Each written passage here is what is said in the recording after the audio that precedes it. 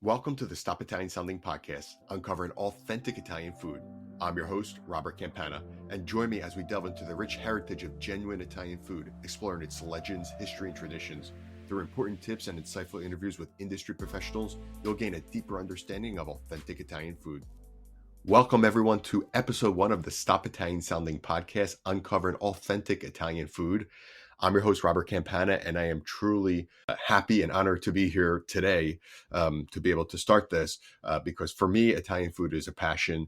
Now, let me start by saying that, yes, I am the Stop Italian Sounding guy that's found on Instagram, found on TikTok, and found on all social medias. And I decided to start this podcast to bring extra content to anyone who loves Italian food.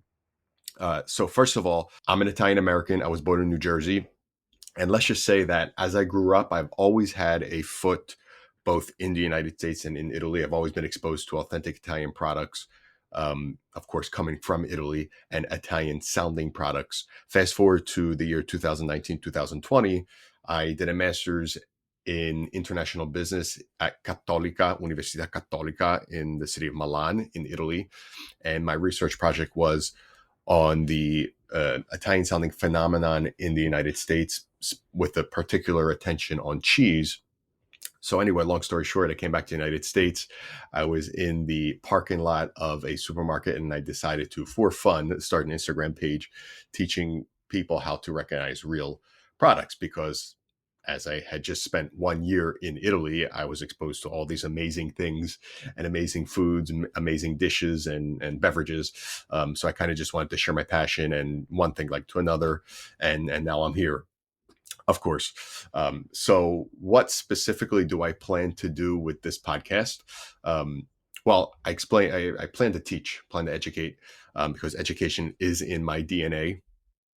I want to connect people who love authentic Italian food and beverages. Kind of use this as a way to build relationships with the people who share this common love. Provide an overview, of course, of Italian cuisine, regional diversity, and its significance globally, because of course Italian cuisine is loved all over the world.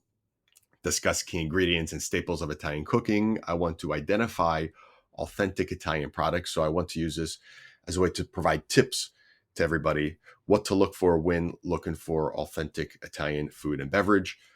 I want to discuss the importances of ingredients, production methods, and regional variations.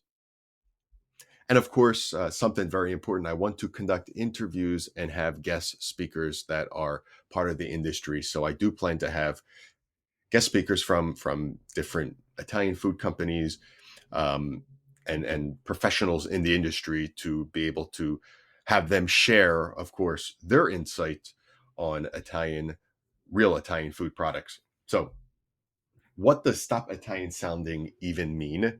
And why did I choose that to be the name? So I guess I should start by defining what quote unquote Italian sounding even means in the food and beverage industry. So I should start by saying that it's not a term that I actually made up. It is a term that is officially recognized in Italy by the Italian government. So what specifically is Italian sounding and what does that mean? So an Italian sounding product is a product in the food and beverage industry that induces the consumer to erroneously associate the Italian product with the locally produced product. And this is done through the use of words, images, geographical references. Basically, I guess it's a quote unquote marketing tactic, if you will. But these are products that have little to nothing to do with Italy itself and food sourced in Italy.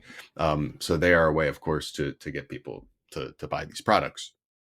Now, I'm not here to tell anybody what to buy, what to eat, how to eat, what to do. I'm just here to educate.